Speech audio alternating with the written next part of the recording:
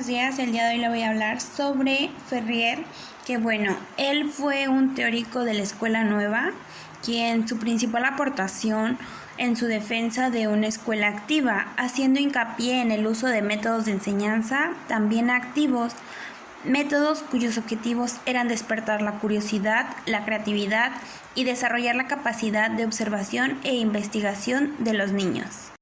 Por otro lado tenemos a Freinet, quien también fue un teórico importante de la Escuela Nueva y bueno, él en su pedagogía acentúa el vínculo que debe existir entre la escuela y la cultura de los niños y niñas, la libre expresión de estas y su deseo innato de comunicación. Henry Wallon, psicólogo y filósofo francés, nacido en 1879 y fallecido en 1962. Psicólogo y filósofo, es considerado un fundador olvidado de la psicología moderna, probablemente debido a su ideología marxista que empata toda su teoría.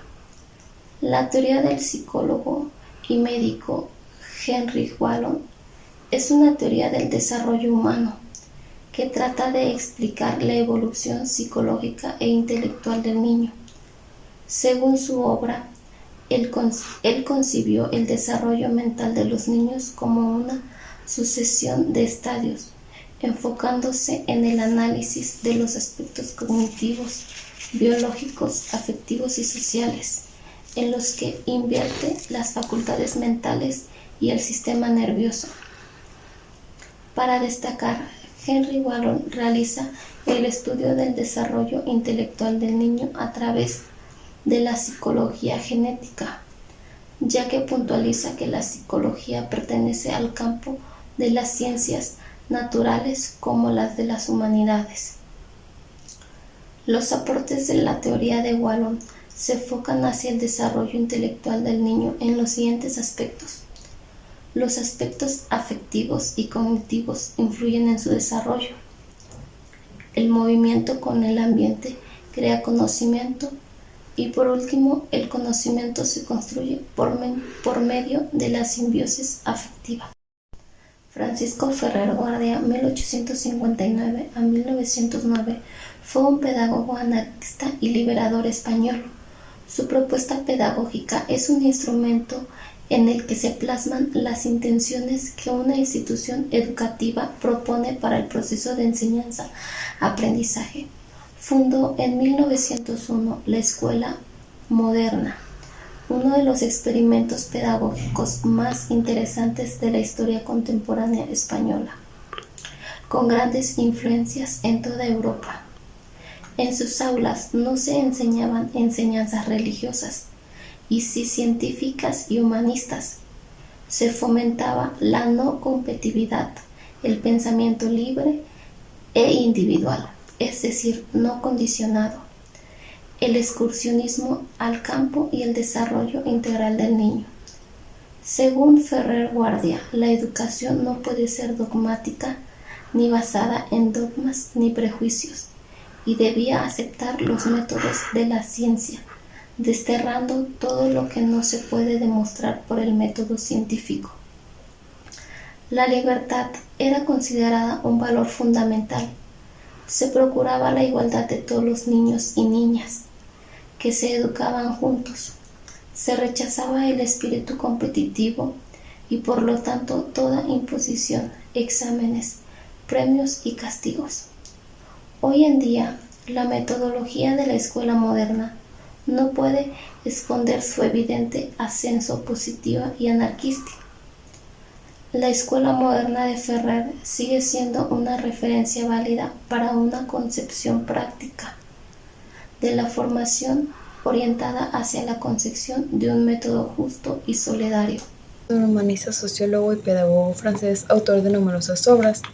Fue uno de los principales fundadores de la pedagogía institucional y fundador de la teoría del método de la no directividad interviniente. Y lo que caracteriza a este autor es sin duda la importancia que él le toma a la pedagogía institucional, concebida como el análisis dentro de lo que ocurre dentro y fuera de las instituciones educativas. Es aquella que permite a los alumnos hacerse cargo en forma total o parcial de su propia formación y en ella los alumnos no son considerados como objetos sobre los cuales se transmite conocimiento, sino son vistos como individuos responsables de su propio aprendizaje y de su propia formación. Su propuesta pedagógica, denominada la pedagogía institucional, nace de la posición que él sentía hacia la pedagogía tradicionalista de su época, la cual se caracterizaba por tener programas educativos enfocados al conformismo. Estaba enfocada en difundir la ideología de la clase dominante, autoritarismo de los profesores, represión administrativa. Una de sus principales propuestas pedagógicas, la cual se denominaba pedagogía institucional, la cual con este nombre se designa a un movimiento, cuyo principal objetivo es el análisis autogestionario de una clase es la palanca para ello. La clase es una institución que puede ser discutida por un grupo de maestros o alumnos. Por lo tanto, el autor propone que el educador debe abstenerse de interferir en los análisis de los educandos. Con respecto a la organización escolar, debe limitarse a hacer propuestas a los educandos, ya que ellos serán quienes determinen sus procesos de organización. A nivel de contenido, aportará ideas solo cuando el educando se lo demande. Aportaciones a la educación. La perspectiva institucional es por lo tanto un punto de paso obligado en el camino del análisis de lo que pasa en la educación. La institución puede verse como la forma que adopta la reproducción y la producción de las relaciones sociales. Autogestión pedagógica como una preparación para la autogestión social.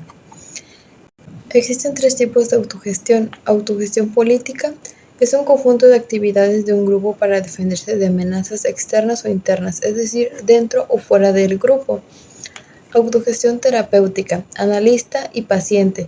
Realiza actividades específicas para la resolución de conflictos.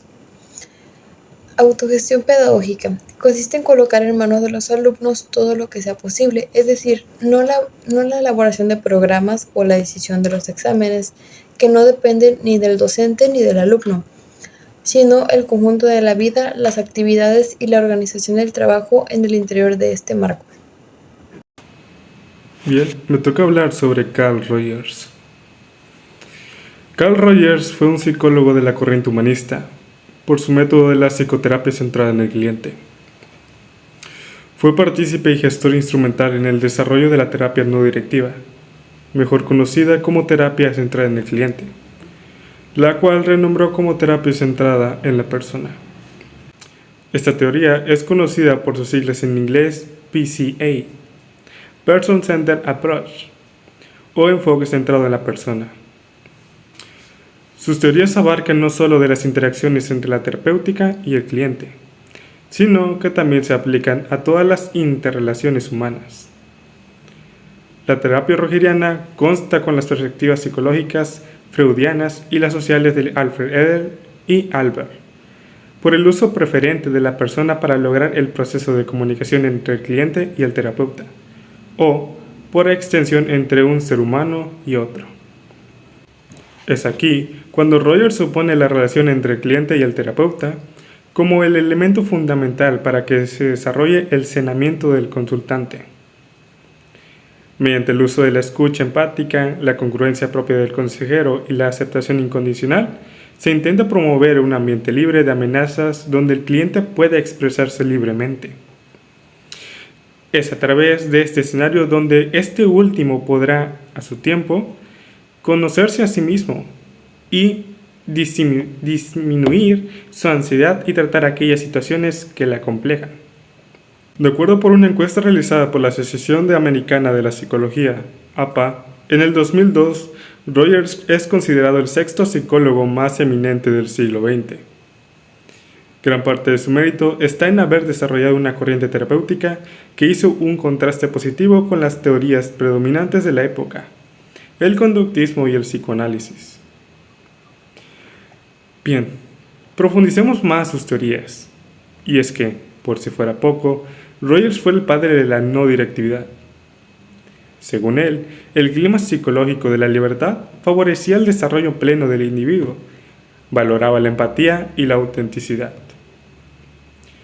Todo el proceso educativo debería entonces centrarse en el niño, no en el profesor, y tampoco en el contenido pragmático. Para Rogers, los principios básicos de la enseñanza y del aprendizaje son confianza en las potencialidades humanas, pertinencia, del asunto que va a ser aprendido o enseñado, el aprendizaje participativo, autoevaluación, autocrítica y aprendizaje del propio aprendizaje. Aquí, el aprendizaje sería tan profundo como importante para la totalidad de la persona que se educa. Y es que no se puede enseñar a otra persona directamente. De ahí la importancia del educador o facilitador del aprendizaje. Puesto que él, el educador, debería crear el clima inicial, comunicar confianza, aclarar, motivar con congruencia y autenticidad. Él llama esto como comprensión empática. Ahora bien, todo esto es para salir de la llamada escuela tradicional. Pues en sí, Rogers menciona que la pedagogía tradicional promueve dependencia e inseguridad en el estudiante, ya que se encuentra sometido en la autoridad del maestro. También menciona que si los procesos de enseñanza-aprendizaje fuesen no directivos, el estudiante poseerá en potencia la competencia necesaria para lograr su desarrollo y que, por lo tanto, la función esencial del educador será solamente propiciar el camino del desarrollo de su alumno.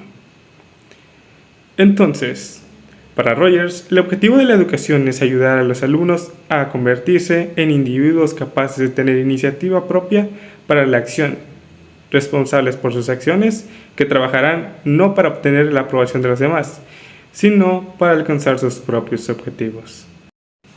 A todo lo anterior ya antes mencionado, surgen dos incógnitas. La primera es, ¿qué es enseñar para Rogers?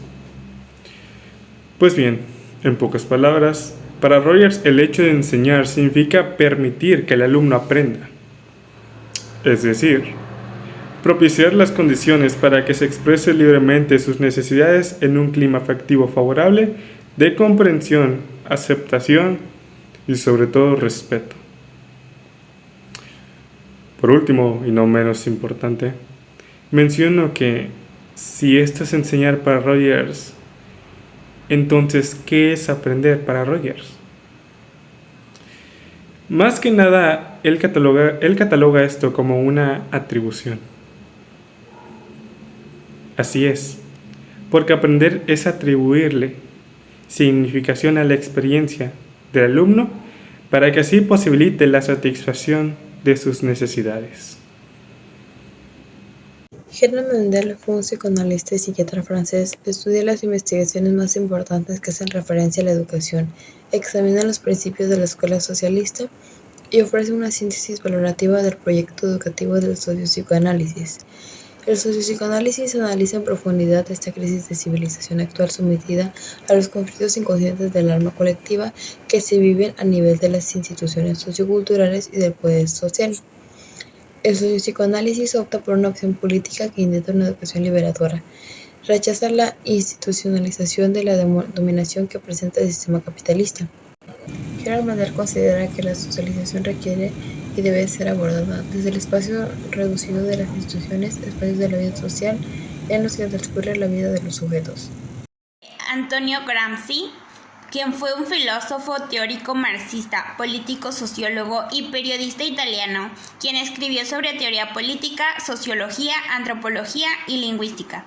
Bueno, para él la educación es un campo en el que la teoría y la práctica, la cultura y la política se confunden inevitablemente, y donde la investigación y el descubrimiento intelectual se combinan con la acción social y política.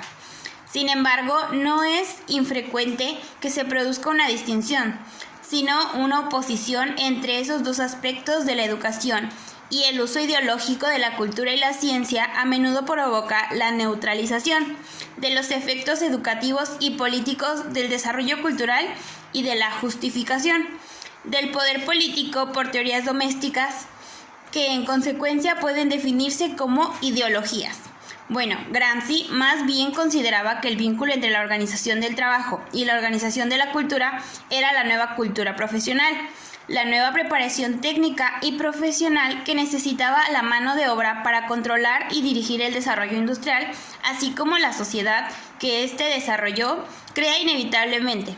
Él hablaba mucho sobre la hegemonía, es decir, el nexo entre la política y la educación. el mensaje central de Gramsci es que la organización de la cultura es orgánica para el poder dominante. Los intelectuales pueden definirse como tales por el trabajo que hacen, sino por el papel que desempeñan en la sociedad. Ahora bien, el hombre en la sociedad y en la escuela. Antes de iniciar, en 1929, una reflexión sistemática sobre los problemas pedagógicos, Gramsci se había planteado, reflexionando sobre la filosofía de la praxis, el problema de la naturaleza humana. Y para Gramsci no existe una naturaleza humana universal, ni tampoco una individualidad preconstituida al proceso de la formación histórica de cada uno de los hombres. Entonces la pregunta es, ¿qué es el hombre? Y si el hombre puede modelar su propio destino, es decir, si puede crearse una vida propia, según Gramsci, la respuesta es que el hombre es un proceso, el proceso de sus actos. O dicho de otro modo, el hombre es sobre todo espíritu, o sea, creación histórica, más no naturaleza. Aunque el hombre es un ser material, esta materialidad no puede reducirse al significado que la materia tiene en las ciencias naturales o en la metafísica materialista premarxista. No existe, por lo tanto, una naturaleza humana de esa base determinada y fija ontológicamente en la variedad de sus manifestaciones durante el conjunto de su historia, sino que la naturaleza humana es un continuo a través de la dialéctica de las relaciones sociales. La naturaleza humana es el conjunto de las relaciones sociales que determina una conciencia históricamente definida. Además, el conjunto de las relaciones sociales es contradictorio en todo momento y se halla en continuo desarrollo, de forma que la naturaleza del hombre no es algo homogéneo para que todos los hombres y todos los tiempos. Gramsci también nos habló sobre la educación crítica. Y bueno, es que Gramsci resalta la necesidad de que no provenga de la familia del niño y de que no actúe como puro individuo, sino que sea portador de los ternas más importantes del grupo social. Según él, para educar es necesario un aparato cultural a través del cual la generación anterior transmita a la generación de los jóvenes todas las experiencias del pasado y les haga adquirir sus inclinaciones y hábitos. Y bueno, en definitiva, para Gramsci, el maestro no es solo el que enseña en la escuela, sino el verdadero maestro, el educador, es aquel que, representando la conciencia crítica de la sociedad y teniendo en cuenta el tipo de hombre colectivo que se encuentra representado en la escuela, asume el papel moderador entre la sociedad en general y la sociedad infantil en desarrollo. Es también educador y quien secunda, estimula el proceso evolutivo a través de la búsqueda de un equilibrio dinámico y dialéctico entre imposición social e iniciativa autónoma del individuo. Gramsci considera también al maestro como intelectual, es decir, como dirigente, que trabaja en el campo de la educación, difundiendo la ideología del bloque histórico dominante o tratando de elaborar la hegemonía del nuevo bloque emergente. De ahí surge la necesidad de que el educador sea también educado, ya que según el célebre tercer tesis de Marx sobre Feuerbach, la doctrina materialista de los que hombres son el producto del ambiente y que por lo tanto los cambios en los hombres son el de otros cambios en el ambiente y no tienen en cuenta que también los hombres pueden modificar el ambiente y de que el educador a su vez es educado. Otro tema importante de Gramsci fue la escuela única o unitaria. Y bien, el concepto de escuela única o unitaria desempeña una función relevante en las concepciones pedagógicas de Gramsci. En realidad es una consecuencia de la visión. El pensar italiano tiene el desarrollo de la sociedad. Según Betti, la sociedad que se plantea Gramsci es una comunidad nueva, animada de un espíritu de justicia social, una sociedad donde la escuela se inserta como elemento activo y propulsor para la educación de las nuevas generaciones. Una sociedad que no entre en contradicción con la escuela, sino que sea capaz de revivir y prolongar las recíprocas interacciones que la escuela establece. En sí, Gramsci se define por la idea del vínculo de teoría práctica y aportar recursos para sostener el desorden intelectual o moral y actuar correctamente. La pedagogía de Gramsci implica que la crítica de la distinción tradicional entre el trabajo manual y el trabajo intelectual es uno de los elementos más importantes de la creación de una nueva teoría en la educación. Él se destacó por impartir el aprendizaje político, el cual es un vínculo entre la organización del trabajo y la organización de la cultura, Esto era la nueva cultura profesional, como se había mencionado anteriormente. Gracias. Louis Althusser fue un filósofo francés. Está considerado, junto con Lévi Strauss, uno de los representantes más destacados del estructuralismo en lo que se refiere al análisis de las ciencias humanas, aunque siempre se negó a estar vinculado a dicha corriente. Fue un marxista convencido que se propuso hacer una lectura fiel a Karl Marx, a partir de la sistemática estructural y delimitar una clara distinción entre el primer Marx y el último Marx. Althusser pensaba que las ideas de Marx habían sido malentendidas, especialmente por los marxistas. Consideraba que varias formas de interpretar a Marx, el historicismo, el idealismo, el economicismo, el humanismo, así como muchas otras más, no hacían justicia al carácter científico de los trabajos de Marx a partir de 1845. La línea de trabajo más conocida de Althusser tiene que ver con los estudios de la ideología, puesto que se trata de la ideología y aparatos ideológicos de Estado, su obra más conocida en este campo.